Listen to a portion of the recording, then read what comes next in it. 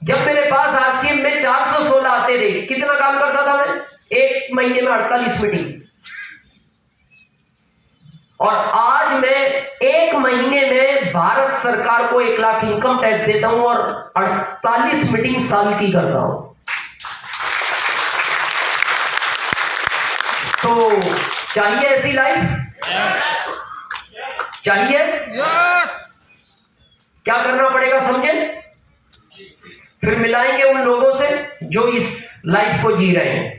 समझे क्या करना है? पहला, डिसीजन स्वयं का लें। डिसीजन स्वयं का लें। करना है तो करना है, नहीं करना तो नहीं करना। यह डिसीजन अपना होना चाहिए। जिंदगी में एक बात याद रखना, आरसीएम नहीं, दुनिया में कोई भी काम करना, उस काम को दिल कहे ये काम अच्छा है, करना चाहिए और इससे लोगों का फायदा है, तो उस काम को कभी छोड़ना नहीं। दिल कहे ये काम गलत है, चाहे वो आरसीएम ही क्यों ना हो, उस काम को कभी नहीं करना, लेकिन डिसीजन स्वयं का होना चाहिए। हम गलती क्या करते हैं? बाहर जाके लोगों से राय लेते हैं क्या करना चाहिए आरसीएम।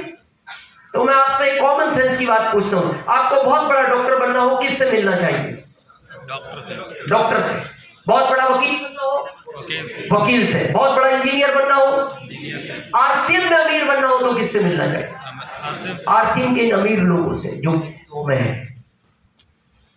हम आरसीएम समझ के इनसे जाते हैं और बाहर जाके एक रिक्शा वाले को पूछते हैं आरसीएम कर लो, वो कहता पागल है, रिक्शा चला।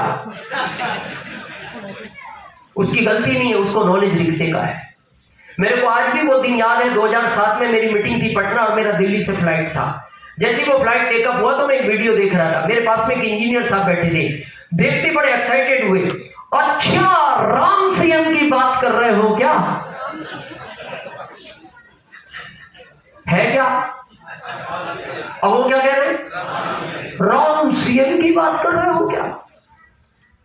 मैंने कहा आप जानते हो इसको? हाँ अच्छी तरह, आपसे ज्यादा जानता हूं। मैंने कहा आप कैसे जानते हो? मेरा दोस्त है इंजीनियर, रॉयल्टी अचीवर है। मैंने कहा मैंने नहीं किया। कई बार आया मेरे पास, मैंने किया ही नहीं। मैंने कहा अच्छा किया आपने नहीं किया। बोले क्यों? मैंने कहा हम राम सीएम की नहीं, हम भोले शंकर की बात कर रहे हैं।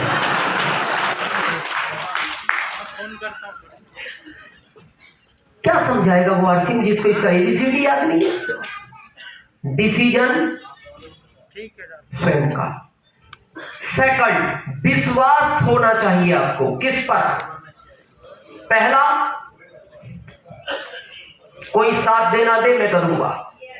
दूसरा, इस सिस्टम पर जिसने भारत में करोड़ों लोगों का जीवन बदला है, ये आपका बदलेगा। तीसरा, उस दुनिया के मालिक पर जिसने आज आपको यहां बुलाया है। एक पिता कभी चाहता है मेरा बच्चा एग्जाम में फेल हो जाए? नहीं। जब एक पिता नहीं चाहता तो वो तो परम पिता है। अगर उसने आपको यहां बुलाया तो इसमें फेल होने के लिए नहीं, सक्सेस होने के लिए बुलाया। और आखिरी विश्वास आपकी एक्टिव इफेक्टिव ग्रोइंग अपलाइन पर, जो दिन रात आपकी चिंता करती है, जो बार बार कहती है आपको पिन बदलना है, आपको घर लेना है, आपकी कार लानी है, लेकिन अभी अपलाइन कहेगी 13 नवंबर को दिल्ली चलेंगे, तो पता हम क्या बोलते हैं? आप समझते हो दिल्ली कहां है? आपको पता है दिल्ली जाने में टाइम कितना लगता है? आपको पता है 500 का टिकट है? आपको पता है 4 दिन बिगड़ेंगे? हाँ, पर मैं कह रहा हूं चलो। नहीं सर आप ही चले जाओ, मैं अगली बार देखूंगा। याद करो अपनी जिंदगी, जिस दिन आपने जन्म लिया, आपकी सबसे बड़ी अपलाइन आपकी जिंदगी की होती है आपकी मां। उस मां ने जब भी जो कहा आपने माना है। आपने होश संभाला, आपको क्या कहा आपकी मां ने? ये मामा है तुम्हारे, थोड़े बड़े हुए, ये तुम्हारे नाना हैं, ये चाचा है तुम्हारे, ये नानी है तुम्हारी। फिर कुछ दिन बाद कहा पिताजी सिर्फ यही हैं। हाँ, ताकि कोई कंफ्यूजन ना रहे। तो आपने कितनी बार अपनी मां से ये पूछा कि मेरे को डाउट है,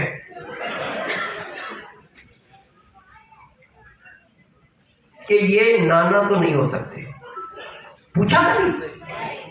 आपको जो आपकी माँ ने कहा, आपको पता है मेरी माँ जो मेरे लिए करेगी वो अच्छा होगा, जो कह रही है वो पत्थर की लकीर है। तो आपको मैं आरसीएम की अप्लाई के बारे में बताऊं। आरसीएम में बाकी कंपनियों का नाम नहीं लेता, लेकिन आरसीएम और बाकी कंपनियों का फर्क मैं बताना चाहता हूं। आरसीएम में जब तक आप अपने ग्रुप में 10 लोगों का घर बनवाओगे नहीं, आपका बनेगा नहीं। आरसीएम में जब तक अपने ग्रुप में 10 लोगों का घर बनवाओगे नहीं, आपका बनेगा नहीं। और बाकी कंपनियों में जब तक 10 लोगों का घर बिकवाओगे नहीं, आपका बनेगा नहीं। बहुत लोग मेरे को बोलते हैं, सर आपका आरसीएम बड़ा धीरे चलता है। अरे घर बनवाने का काम है हमारा, बिकवाने में तो 2 मिनट लगते हैं, बनवाने में साल लगता है, इसलिए हमारा काम धीरे है।